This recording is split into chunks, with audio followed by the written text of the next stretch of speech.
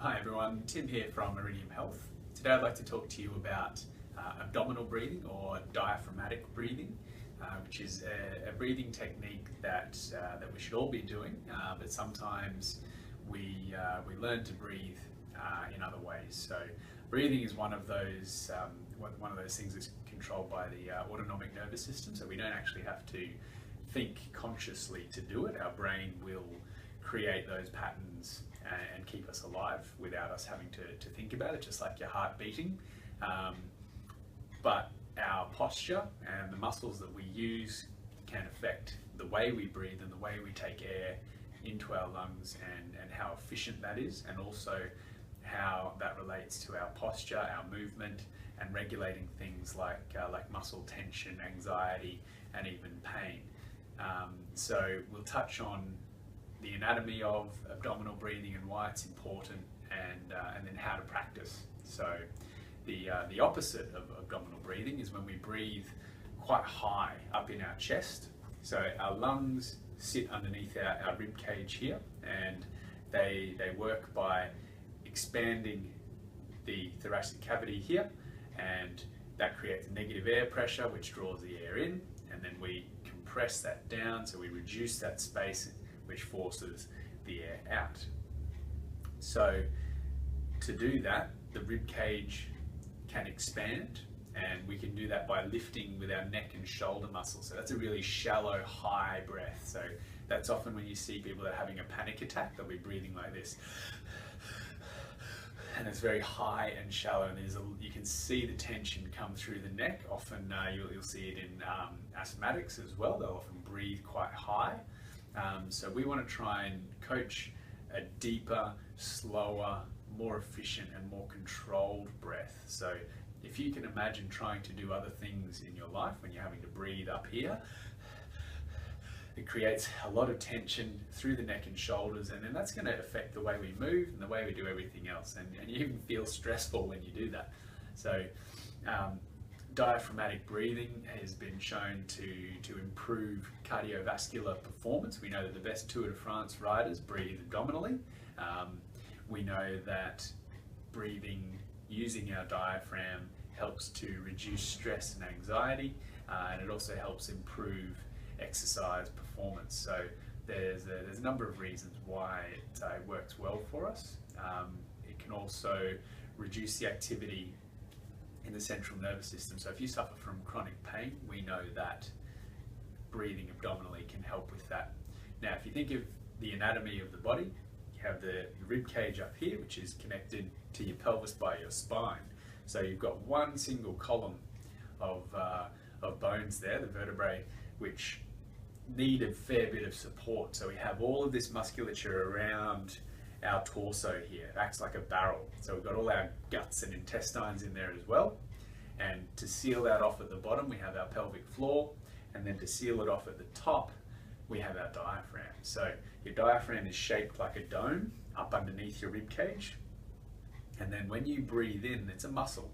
So it's going to contract down.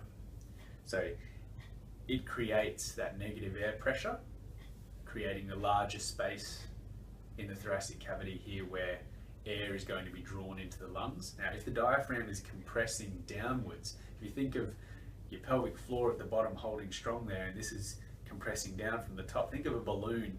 When you squash a balloon with two hands, what happens? It expands out the sides. So this bit in the middle is your balloon.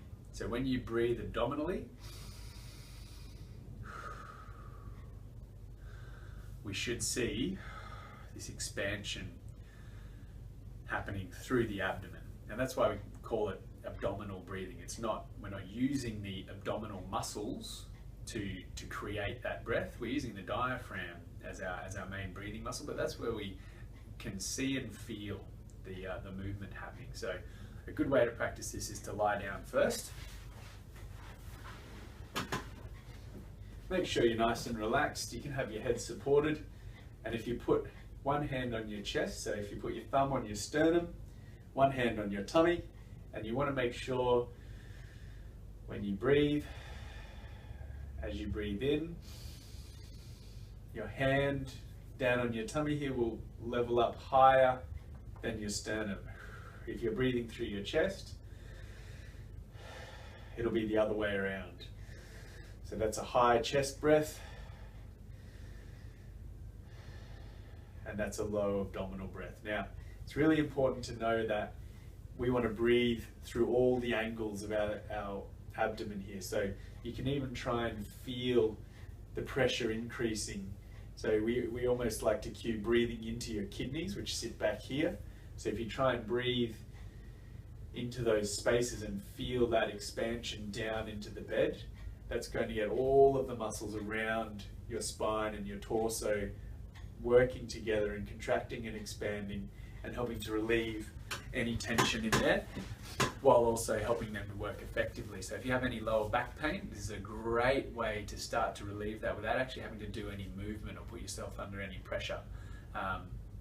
So if pain is really limiting you, getting all of those muscles that support your spine to engage in a really gentle and safe way, that's a great start. So you can do that with a towel as well. If you fold it up a few times and you wrap it around your waist like a belt, cross the ends over, and you pull it on nice and tight. So if you think about that, now you've got that 360-degree wrapped up feeling around your abdomen, and you can breathe into the towel. So you see my hands get closer together there.